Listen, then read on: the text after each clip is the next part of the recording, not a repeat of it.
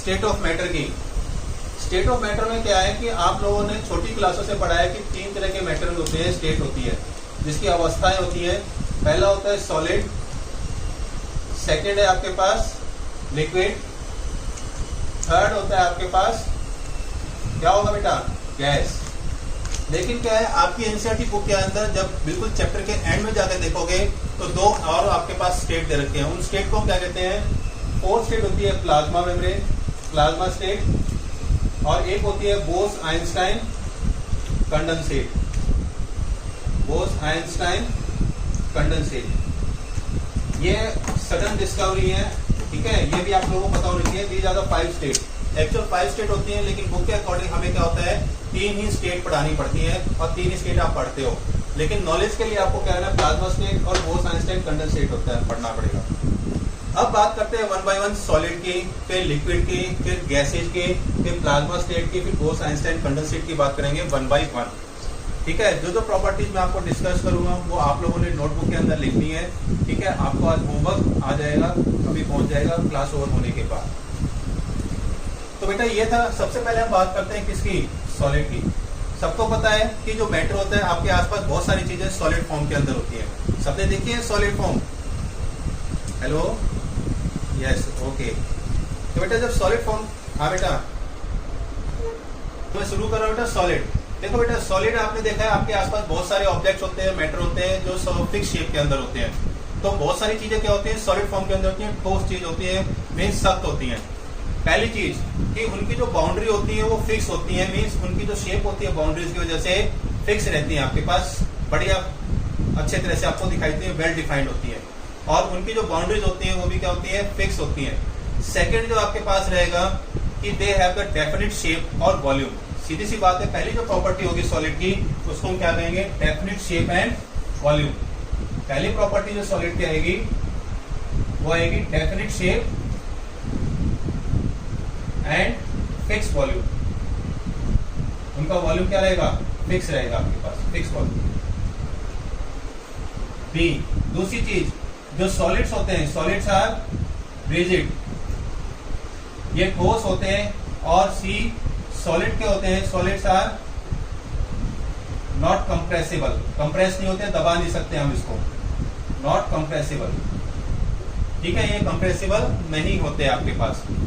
ठीक है, इनके जो पार्टिकल्स होते हैं दे आर टाइटली पैक्ड, ये आपस में क्या होते हैं, सिकुड़े रहते हैं, कॉन्ट्रैक्ट होते हैं, चिपके रहते हैं आपस में, बहुत टाइटली पैक्ड होते हैं, मींस लूज नहीं रहते, टाइटली पैक्ड रहते हैं आपके पास।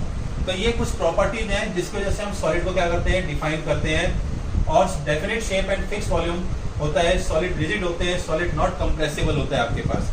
ठीक है, उसके बाद हम बात करते हैं तो क्या होगा आपके पास, इनके अंदर क्या है, सॉलिड डू नॉट, कि जो सॉलिड्स होते हैं डू नॉट पोजेस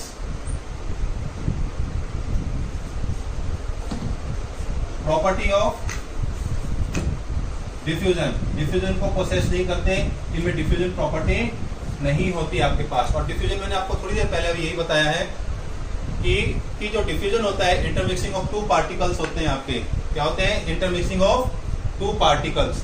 ठीक है, उस प्रोसेस को क्या कहते हैं, डिफ्यूजन कहते हैं। तो ये था बेटा आपके पास जो कुछ प्रॉपर्टी थी सॉलिड की। सॉलिड में क्या होता है, डेफिनेट शेप होता है, फिक्स वॉल्यूम होता है, सॉलिड रिजिड होते हैं नेचर के अंदर। ठीक है, rigid in nature, solid are rigid in nature, और solid are not compressible, solid do not possess property of diffusion, diffusion property को पोजेस नहीं करते। यहां तक सबको समझ में आ गया बेटा, से यस और नो?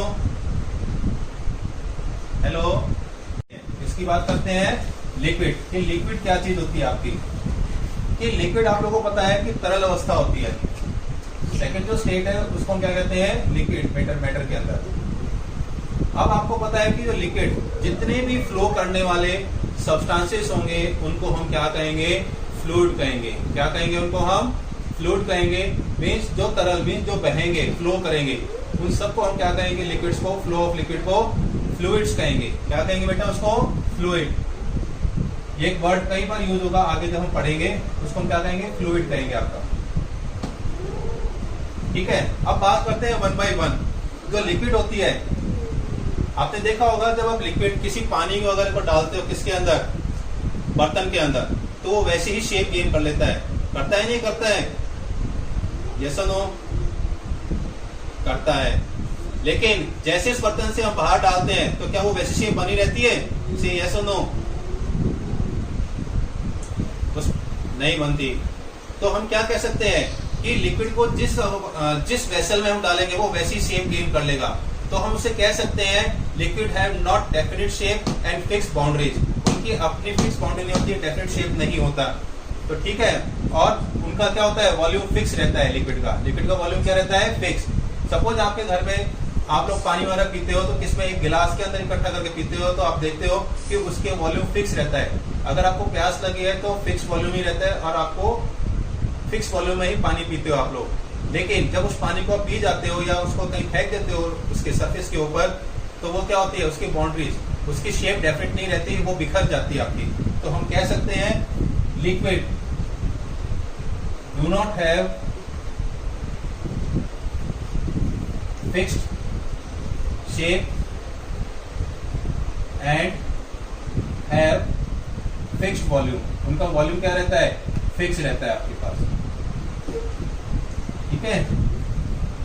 सेकेंड प्रॉपर्टी कि liquid are not rigid. Liquid rigid नहीं होते, ठोस नहीं होते। क्यों नहीं होते? क्योंकि इनमें जो पार्टिकल्स होते हैं वो क्या होते हैं? लूज पैक्ड होते हैं आपके पास। ठीक है। क्यों? Due to the property of flow. Are not rigid due to the property of flow. क्योंकि ये क्या होते हैं? फ्लो करते हैं, बहते हैं, इस वजह से क्या होते हैं? ये रिजिड नहीं होते आपके पास। यहां तक सबको समझ आ गई प्रॉपर्टीज बेटा? सही यस और नो? Okay okay.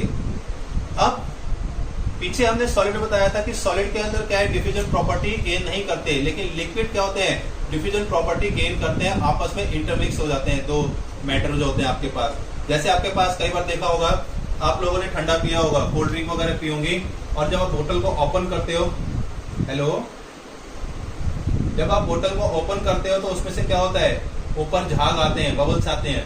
क्या आते हैं? बबल्स आते हैं। तो उससे क्या पता लगता है कि जो गैस है वो लिक्विड के अंदर मिक्सअप है, मींस इंटरमिक्स हो चुकी है। ठीक है। उस प्रॉपर्टी को भी हम क्या कहते हैं? डिफ्यूजन। तो लिक्विड पोजेस, थर्ड प्रॉपर्टी बनेगी liquid possesses property of diffusion. इनमें कैपेबिलिटी होती है आपस में मिक्स होने की लिक्विड्स के अंदर। ठीक है। और सॉलिड भी मिक्स हो जाता है, जैसे चीनी का आपके क्रिस्टल फॉर्म के अंदर होते हैं, सॉलिड फॉर्म के अंदर होते हैं। तो हम जब उसके अंदर बात करते हैं तो पानी के अंदर मिक्सअप करते हैं तो क्या होता है? मिक्स हो जाता है उसके अंदर। होता है ना बेटा? से यस और नो? ठीक है। उसके बाद अगर हम बात करें किसके अंदर? लिक्विड्स की। अब यहाँ पे जो रेट ऑफ डिफ्यूजन होगा, जो चौथी प्रॉपर्टी होगी, रेट ऑफ डिफ्यूजन, वो कब इंक्रीज करेगा?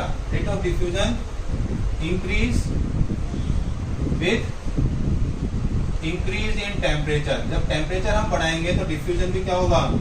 वो बढ़ जाएगा आपके पास। क्या हो जाएगा? वो बढ़ जाएगा टेम्परेचर के बढ़ने से आपके पास। मीन्स अगर हम ठंडे पानी में चीनी को घोलेंगे तो वो क्या होता है? प्रॉपर डिजोल्व नहीं होती। जब हम हल्का सा पानी को क्या करते हैं? बॉयल करते हैं तो उसमें चीनी क्या होती है? बहुत अच्छे से मिक्सअप हो जाती है। फॉर एग्जाम्पल, हम क्या करते हैं? जब चाय बनाते हैं, टी बनाते हैं या गर्म दूध के अंदर चीनी डालते हैं तो उसके अंदर क्या होता है? रेट ऑफ डिफ्यूजन इंक्रीज हो जाता है, बहुत जल्दी से उसके अंदर क्या होता है? मेल्ट होकर के वो डिजोल्व हो जाती है। तो these are the properties of liquid. Liquids की प्रॉपर्टी है और सॉलिड मैटर की प्रॉपर्टीज थी आपके पास। तो यहाँ तक सबको समझ में आया? से यस और नो बेटा?